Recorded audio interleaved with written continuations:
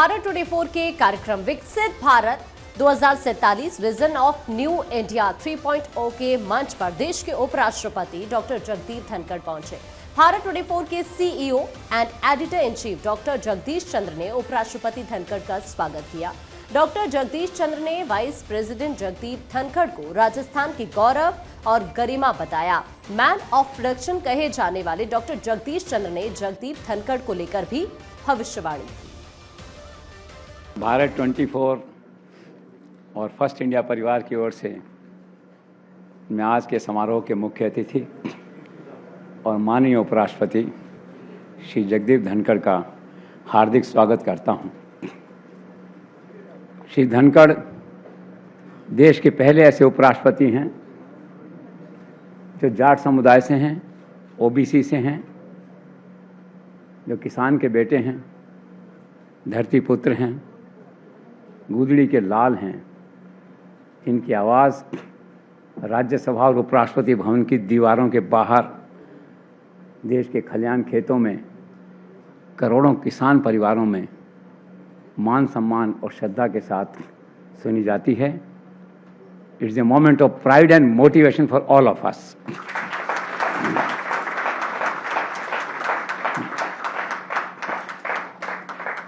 श्री धनखड़ भाग्य के धनी हैं, जन्मपत्री के धनी हैं, सुप्रीम कोर्ट के टॉप लॉयर रहे, केंद्र में मंत्री रहे, फिर कुछ साल तक वकालत पे फोकस किया, फिर अचानक 20-21 साल बाद आकाशवाणी हुई, जन्मपत्री ने पलटा खाया। नागपुर दिल्ली से फ़ोन आया कि कलकत्ता जाकर गवर्नर का चुनौतीपूर्ण पद संभालना है। गए, 3 साल रहे। वहाँ की सरकार और राजभवन के बीच सारे अंतर्विरोधों के बावजूद आज भी ममता के दरबार में आपका नाम श्रद्धा और सम्मान के साथ लिया जाता है। कितनी बड़ी बात है।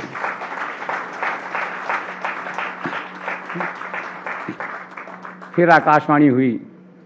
उसके बाद नरेंद्र भाई अमित शाह ने फ़ोन किया, आप हमारे उपराष्ट्रपति पद के उम्मीदवार होंगे।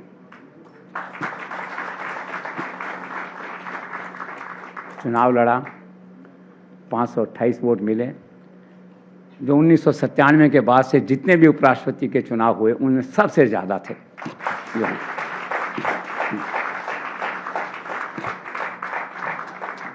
This shows his popularity among political leaders across the political platforms जो है। उसके बाद जो है एक बात कहना चाहूँगा कि ये सुखद संयोग है, क्या 2 संवैधानिक पदों पर उपराष्ट्रपति जी एवं लोकसभा स्पीकर वहाँ श्री ओम बिरला हैं। दोनों व्यक्ति राजस्थान के गौरव हैं, राजस्थान की गरिमा हैं। और इससे बड़ी एक बात और है, प्रधानमंत्री का कार्यक्रम चलता है मन की बात, जिसमें प्रतिभाओं को आगे लाया जाता है, सम्मानित किया जाता है, गूदड़ी के लाल को टॉप कुर्सी पे बैठाया जाता है। तो आप और ओम बिरला सही मायनों में मन की बात के सच्चे प्रतिनिधि हैं, ब्रांड एम्बेसडर्स हैं। और एक बात और, जो शायद देश के पहले ऐसे पॉलिटिशियन हैं, नारी पूजा, नारी शक्ति, धर्मपत्नी हमेशा साथ रहती हैं, प्राथमिकता में रहती हैं। अभी बाहर आए तो पहला बुके उनको, लिफ्ट में चढ़े तो पहला पधारो उनको। कौन देता है इतना मान सम्मान? और इस दृष्टि से मैं कहूँगा कि वुमेन एम्पावरमेंट के सबसे बड़े एम्बेसडर हैं श्री धनखड़।